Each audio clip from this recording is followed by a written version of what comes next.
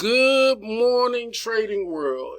It is October 28th, 2022, and this is my pre-market outlook and technical analysis for trading the markets. Earnings from mega cap market stocks continue to trip up the rally, but will we stumble or completely fall? We got the pullback we were looking for thanks to an earnings miss in Amazon, but is this a trip up enough to bring markets down today? Even though Amazon missed and went 2 times lower than risk accounted for, I think Apple will offset Amazon at least for a portion of the day, along with a host of other stocks. So I look for us to open lower, dwell in it for a while, then take off to the upside. Today could move one or two ways.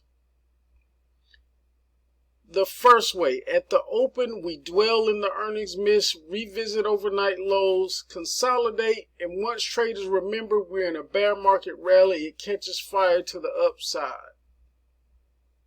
The second way, we come out of the funk too fast, try to take off to the upside, sputter once we reach resistance, and instead of a lunchtime chop, we get a midday drop down through or close to overnight lows before trying to pull it together late in the day.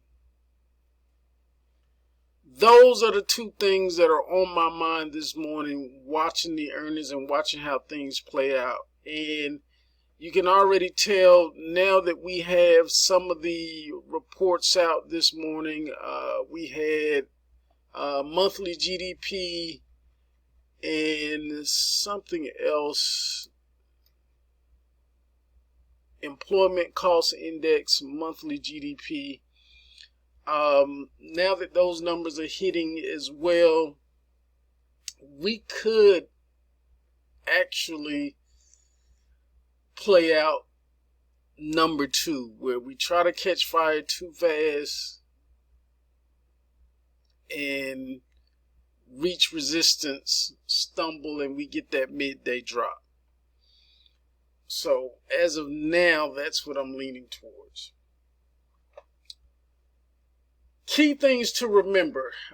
This is going to help me lean towards that number 2, getting that midday drop. Professional money managers are a funny breed.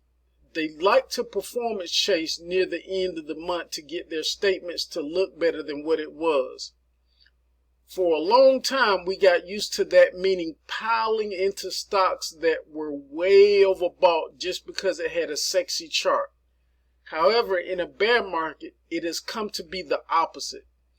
Selling off more of the ugly charts and underperforming assets deep down into oversold conditions. I bring this up because this could have an impact on us with the number 2 play out situation from above. When I look at the open interest and see how much has wound up well into the upper 390s, it makes me kind of waffle back and forth between 1 and 2. So I have to keep a close eye on decision levels today. Being that I'm starting to lean more toward number 2 because of where we are, what's happening in the moment. But you never know. This is the beauty of trading. A lot happens in the blink of an eye. We prepare, and we prepare, but when that moment comes, we still have to make the decision. So again, I'll be keeping a closer eye on decision levels today because we could get a big reversal at some point today. That brings me to the key levels of the day. Let me bring those up. Give me just a moment. All right, here we are back with the key levels of the day.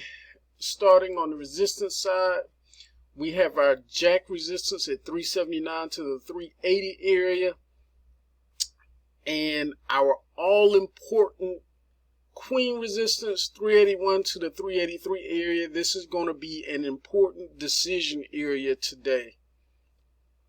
Then we have our king resistance 387 all the way up to 391. We could poke through this if they decide, because there is huge amounts of open interest all the way up to 400.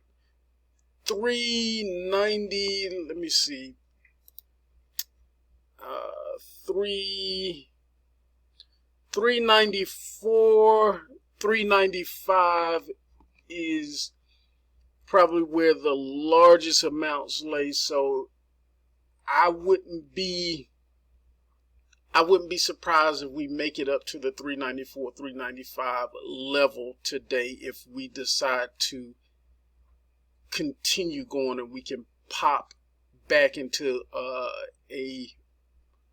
another leg of this bear market rally. Now for the support side. Our jack support is 375 to the 374 area. Queen support 373 to the 372 area, which is going to be important. I had this 374 as a pretty important level for overnight, and I think we touched it into overnight yesterday, that 374, 373 area. So look for that to be a point to revisit if we get our midday drop. Then last, our king support level 371 all the way down to the 367 area. The main thesis for today is bullish, closing above the 379.98 with a projected target high of between 380 and 391. Again, don't be surprised if we get a push all the way up toward 394, 395. Alternate thesis is bearish, closing below the 379.98 with a projected target low of between 379 and 368. The current major channel we're in is 379 all the way up to 397. The major channel below is 379 down to 364. We have dissonance between the technical side, which is bearish, and the quant side, which is bullish. Market strength and order flow has fallen a bit more from yesterday, giving us the expectation of an open gap down. But due to the leftover order flow left earlier in the week, I do expect a bull move later in the day to take place. The earlier it starts, the more suspect the rally is to me.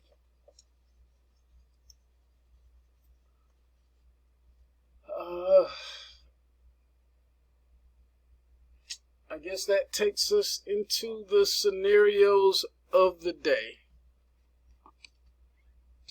All right, here we are back with the first scenario, which is our expanded range day structure.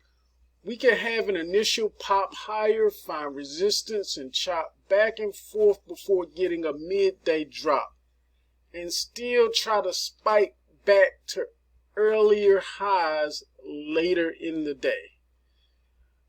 So this is what I was speaking about the scenarios and playing out, and performance chasing has a lot to do with how this plays out. Money managers dumping a lot of ugly charts, bad performers could very well see this type of a move play out.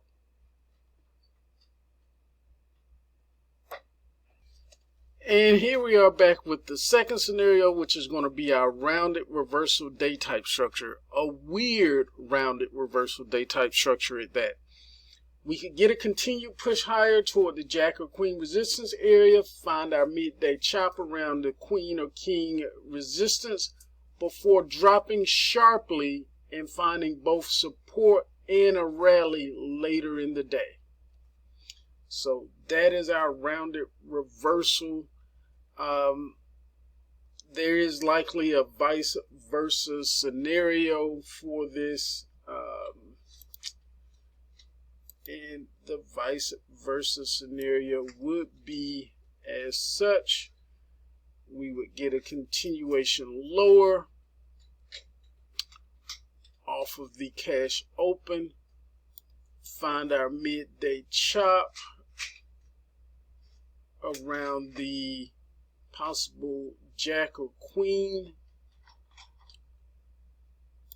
support level, and then get our sharp drop and then a pop, and continue on at some point back up, pretty much making it back up to where we started from.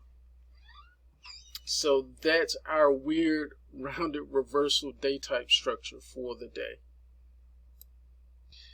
And our last scenario is going to be our trend day down, meaning we would open gap down away from the previous close,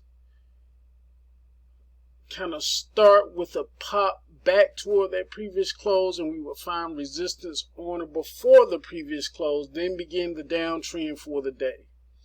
We find our midday chop around either the possible Queen or King support area, and possibly the trend day could be a little weird today itself with the quick drop in our midday chop session, kind of sharply pulling back up, leveling out, and then getting a mild rally into the close. So those are the scenarios. It will be a little weird today at some point, and that's just because of where we are in the time frames with the handoff. I use the analogy a lot of times is the chart time frames are pretty much like a relay race going on, with the different runners being the different time frames, and they have to pass the baton off to each time frame in order to keep going. And sometimes they drop the baton, and when they drop the baton, that runner has to go back and maybe start over before handing it off to the next runner or time frame. So that's what this weirdness is about today, because it's on a larger time frame that we don't normally see. So I hope this helps. As always, your most important job as a trader is to protect the capital that you already have. We do that by knowing and understanding the risk that we have on in each position and managing that risk in accordance to our account size. I hope that you have a positive trading day today. Matter of fact, let's go out and make it a great one. See you next time.